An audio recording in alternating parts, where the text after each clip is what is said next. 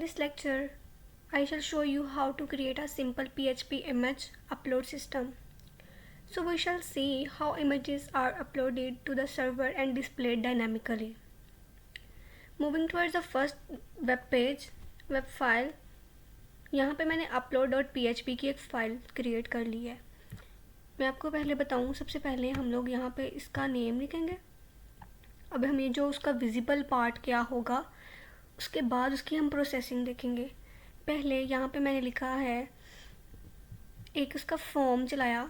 Form इसलिए, एक ये कंटेनर है जिसने अपने अंदर वैल्यूज़ को स्टोर करना है. मेथड बताएगा कि उसने किस वे से, किस तरीके से जाके पोस्ट होना है, किस तरीके से जाके सबमिट होना है. वो है पोस्ट मेथड. यानी ये एक सिक्योर मेथड है जिसमें कोई डाटा हिडन फॉर्म में जाकर स्टोर कर देगा. आगे उसकी इनक्रिप्ट टाइप इसलिए लगाना ज़रूरी है क्योंकि हम लोग फाइल्स को, इमेजेस को अपलोड करना चाह रहे हैं. अगर ये नहीं लगाएंगे तो हमारी फाइल्स अपलोड होंगी ही नहीं. देन उसकी आईडी बता रहे हैं जो माई फॉर्म है.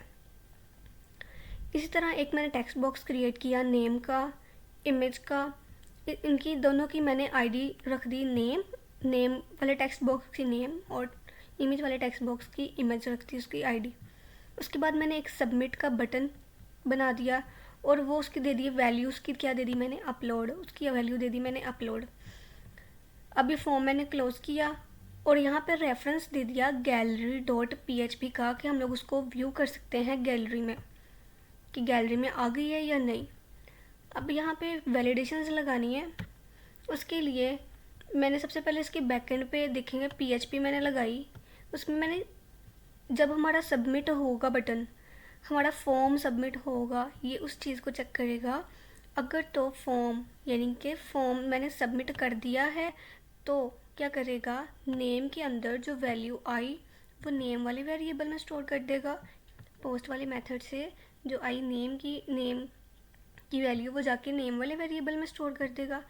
अब देन क्या करेगा, इमेज वाले वेरिएबल में क्या स्टोर कर देगा, उस फाइल सिर्फ़ और सिर्फ इमेजेस या फाइल्स को अपलोड करने के लिए यूज़ होगा. ये एक स्पेशल वेरिएबल है. तो इमेज और उसका नाम, जो हमने इमेज सेलेक्ट की हमने, और उसका नाम क्या है वो इमेज वाले वेरिएबल में स्टोर कर देगा.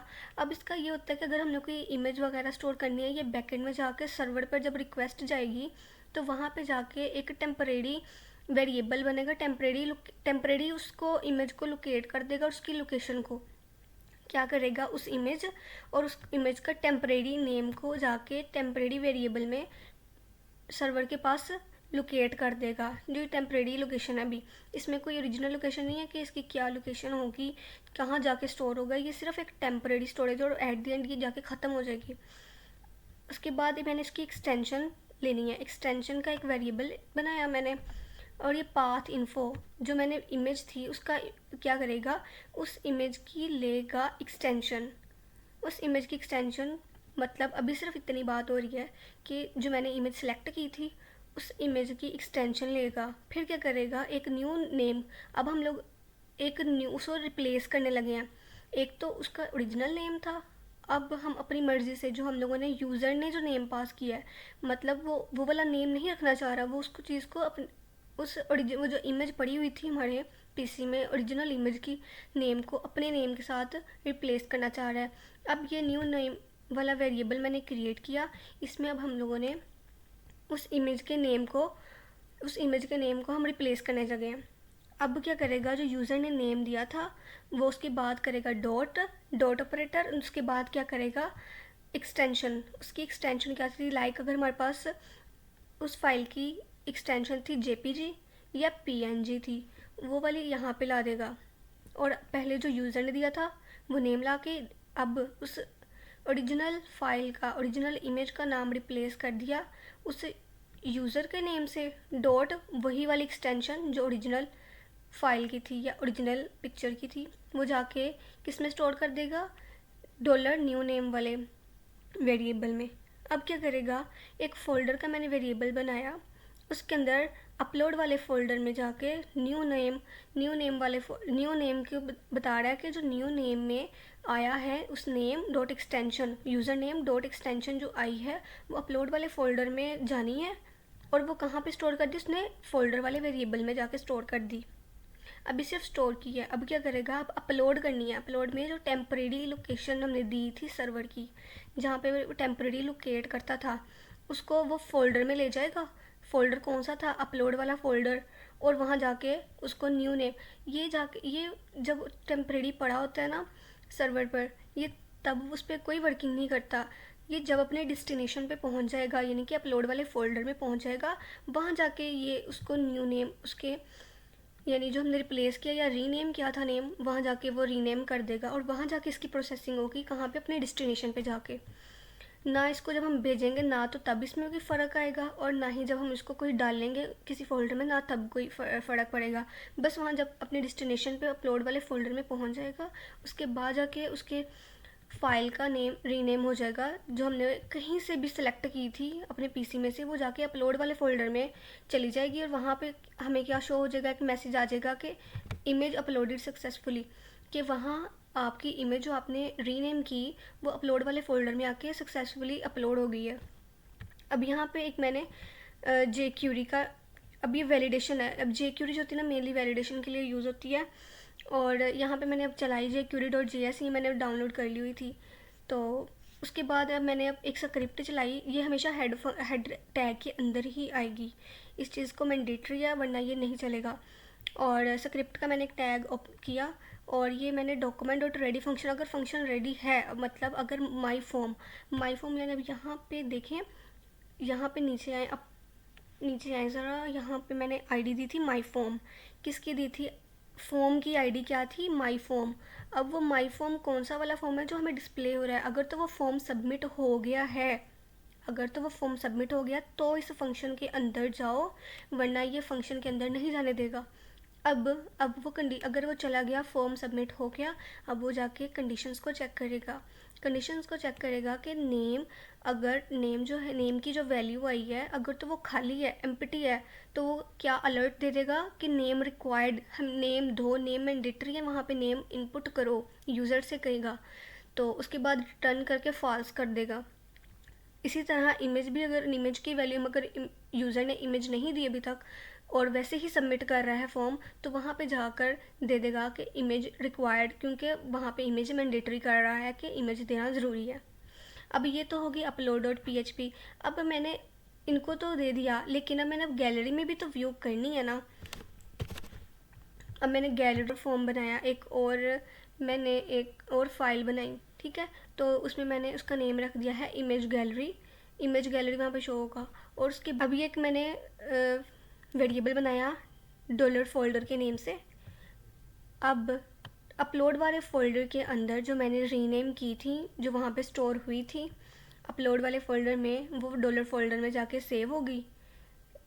और उसके बाद डॉलर फाइल्स का एक मैंने वेरिएबल बनाया। अभी ये इसमें वो देखेगा कि जो फ़ोल्डर के अंदर जितनी भी इमेजेस थी उनकी लिस्ट बना लेगा, कि इसमें क्या क्या मौजूद है।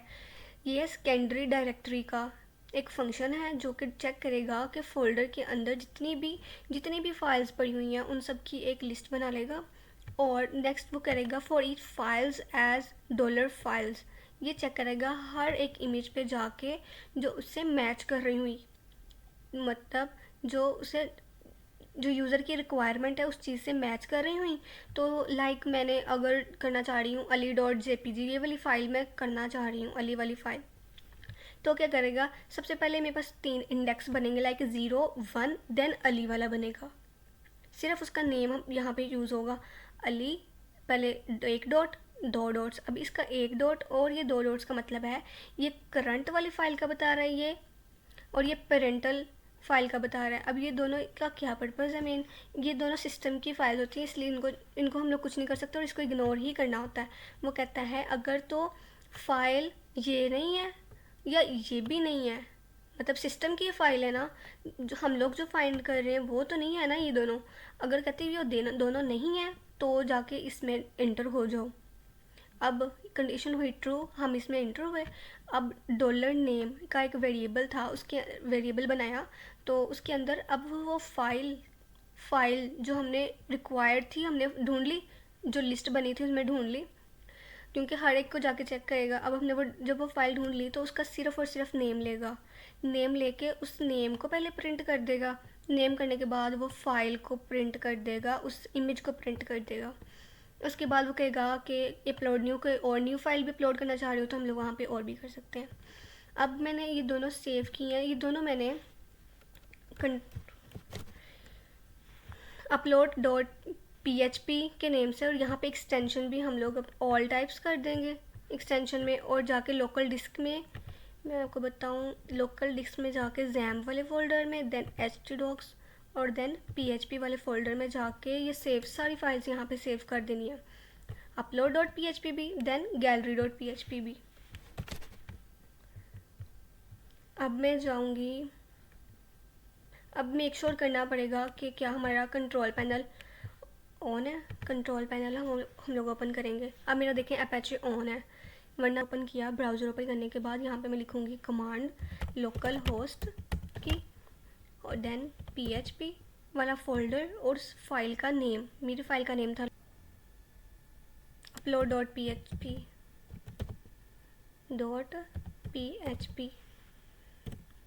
ये देखिए ओपन हो गया। अब मैं यहाँ पे अपना कोई भी नेम दे दूँगी, मैं लाइक हमना दे दिया। अब अपने PC में से कोई भी फ़ाइल को चूज़ करूँगी, कोई भी फ़ाइल को चूज़ कर लूँगी, देन अपलोड कर दूँगी। वो कह रहा है कि इमेज अपलोड हो गई है सक्सेसफुली। अब मैं इसको जाके व्यू करूँगी गैलरी में, ये मैं पहले से अपलोड कर चुकी थी और ये हमना के नेम से ये अपलोड हो गई है। नेम भी साथ शो कर दिया उसने, नेम के साथ वो जो इमेज थी वो भी शो कर दी। अब वो कह